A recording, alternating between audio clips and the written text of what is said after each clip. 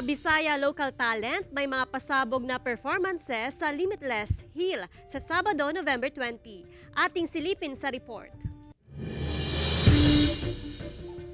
Mga Bisaya local talent bida sa Part 2 ng Limitless, ang musical trilogy ngayong November 20. Kasama ni Asia's Limitless star Julian San Jose, Kapuso heartthrob Raver Cruz at The Clash Season 3 Grand Champion Jessica Villarubin, ang mga dancer at rapper mula Dumaguete City at guitarist mula Siquijor.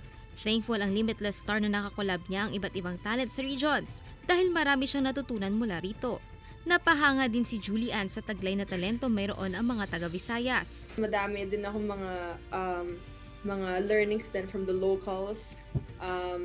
May mga activities kami nagawa na first time ko din gawin, na never ko pa na-experience my entire life.